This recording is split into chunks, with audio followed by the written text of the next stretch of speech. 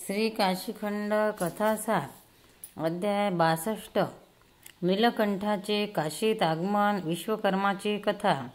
अगस्त्य ऋषी म्हणाले, हे कार्तिकीय, मला सुद्धा काशी क्षेत्राचा विरह सहन होत नाही।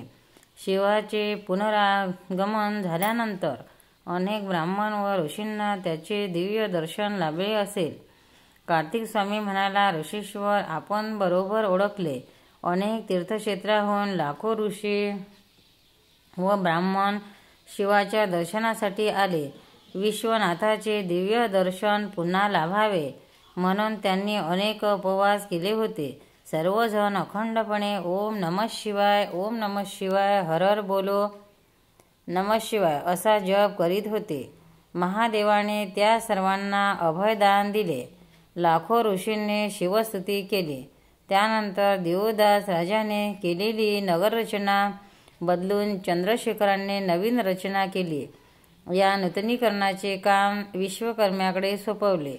त्या शुभ दिवसापासून मुनी, ऋषीमुनी, ब्राह्मण, ज्येष्ठ नागरिक, अप्सरा, साध्वी, तपस्विनी इत्यादी सर्वजण काशी क्षेत्री येत होते।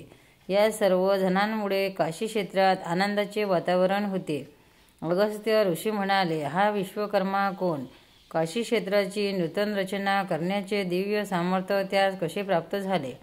कार्तिकीय म्हणा, विश्वकर्मा स्वर्गलोकातील वास्तु विशारद होय। विश्वकर्माने 21 स्वर्गाची सुंदर रचना तयार केली। विश्वकर्मा विष्णू प्रिय ब्रह्मदेवाचा सुपुत्र होय। विश्वकर्म्याने बृहस्पती ऋषीकडून सर्व विद्या शिकून घेतल्या।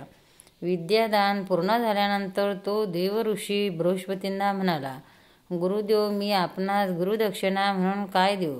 गुरुदक्षिणा दिल्याशिवाय शिष्यास विद्येचा उपयोग होत नाही, याची मला जाणीव आहे। देवऋषी म्हणाले, वत्सा, तुझी एकाग्रता पाहून मी धन्य झालो। मी दिलेल्या ज्ञानरूपी वसा पुढे चालू ठेव। विद्येचा सदुपयोग कर। मला एक सुंदर मठ बांधून दे। हा मठ पाहिल्यानंतर नेत्रकमल दिपून जावेत। त्या मठात सर्व देवदेवतांच्या कोरीव मूर्ती असाव्यात। मनमोहक कलाकुसर हवी। यात्रेकरूंना राहण्यासाठी उत्तमोत्तम सुविधा हव्यात। मठात आल्यानंतर मनशांती मिळायला हवी। असा दिव्य मठ पाहून त्रिदेवांना सुद्धा आश्चर्य वाटले पाहिजे। गुरु म्हणाले, मला शुद्ध वल्कल्याची एक चोळी आणून दे।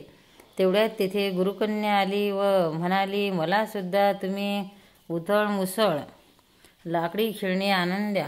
गुरुपुत्र म्हणाला, मला दिव्य पादुका आणून द्या। त्यांना माती व जल चिकटता कामा नये। या सर्वांची दिव्य मागणी ऐकून विश्वकर्मा चिंताकुर झाला। आता हे सर्व कसे प्राप्त करायचे असा विचार तो करू लागला। शंकर पार्वतीपती हर हर महादेव।